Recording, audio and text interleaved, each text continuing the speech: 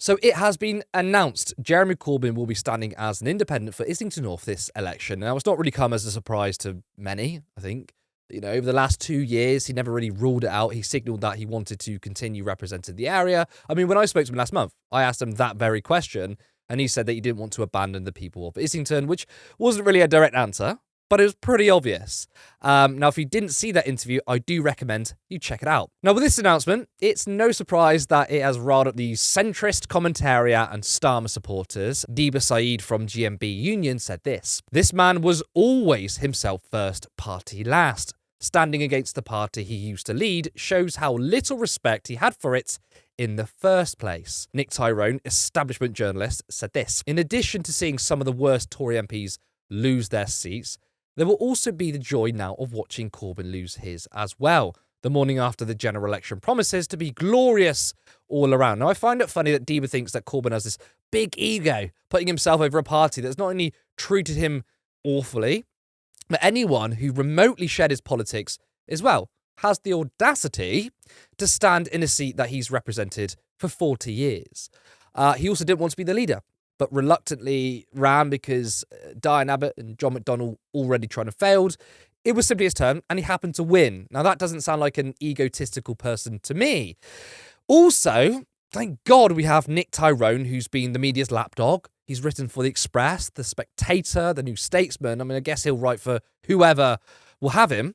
Thinks that Tory MPs are in any way equivalent to Jeremy Corbyn. Now, on one side, you have a group of people who destroyed this country with austerity. On the other, a man who has fought peace and justice his entire life, who tried to change the Labour Party for the better. Now, some will say, for the better, he made it worse. Well, I, for one, think that ending austerity, reducing inequality, eradicating poverty and homelessness, being the core of your politics, while supporting Palestine, is for the better.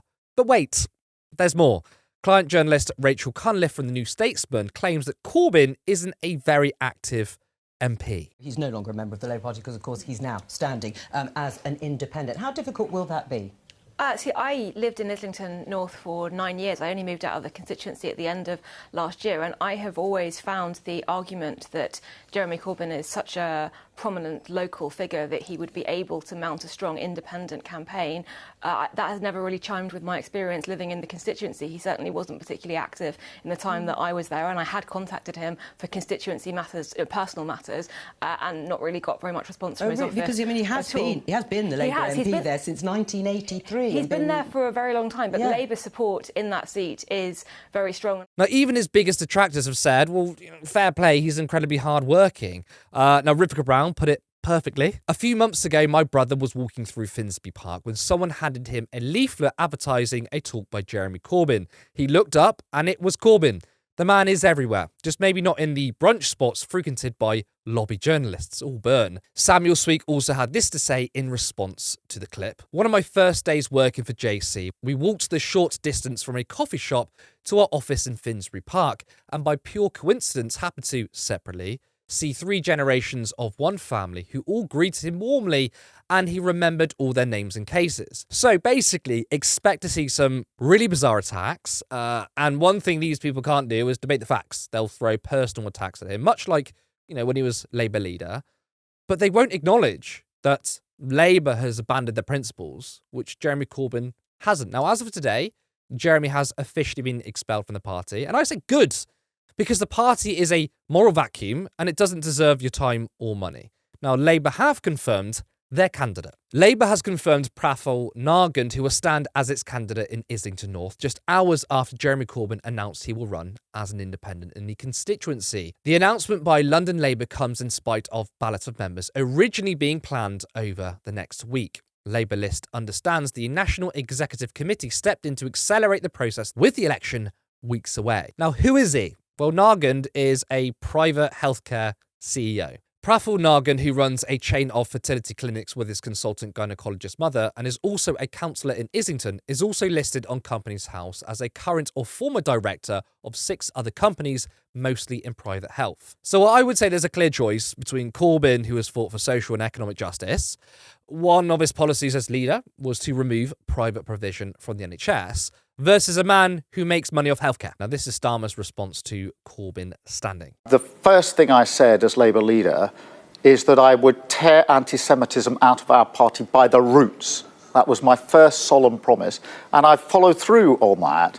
And that is why I took the decision that Jeremy Corbyn would not stand as a Labour candidate at this election. Now, he's categorically lying. First of all, he hasn't tackled anti-Semitism. Instead, he's silenced and kicked out critics of Israel and anti-Zionists because he's playing up the media's idea of ridding the party of anti-Semitism, which is to make the party and the political landscape pro-Israel.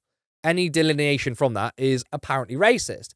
I mean, even if it means expelling Jewish people who are critical of Israel or anti-Zionists themselves. And the second lie is that he barred Corbyn for anti-Semitism. That's not true. In fact, Corbyn was blocked to stand because he lost the last election.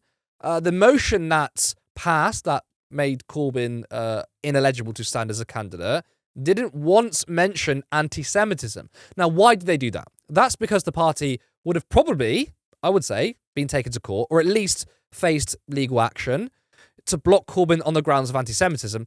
They would have to prove it. Now, Labour didn't think it was worth doing that, probably because they thought they might actually lose. So instead, they came up with any reason to get rid of him. And they finally settled on the fact that Labour under Corbyn lost in 2019, which is funny because Ed Miliband lost in 2015 with fewer votes. So why isn't he barred?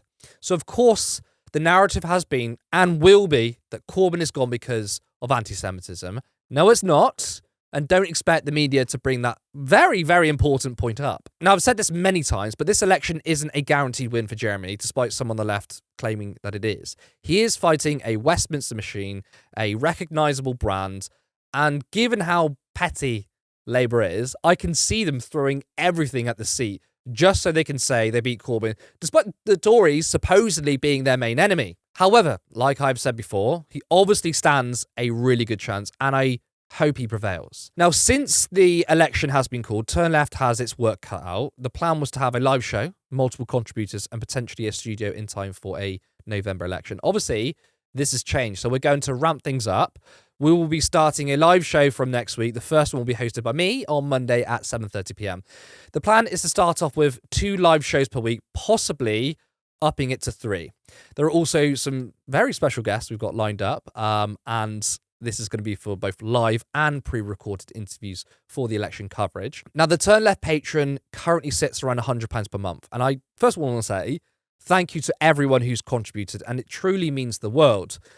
But we really need your help. In order to help Turn Left be equipped for this election coverage, we need people to share our content and get us out there.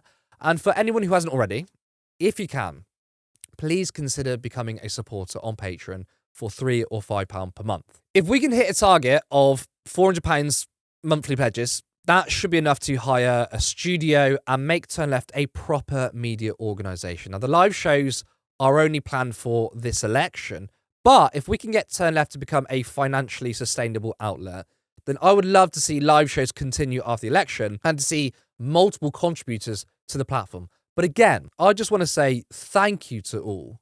Whether you are a patron, member, subscriber, or viewer, you have helped this channel grow from nothing to a genuine voice. See you on Monday.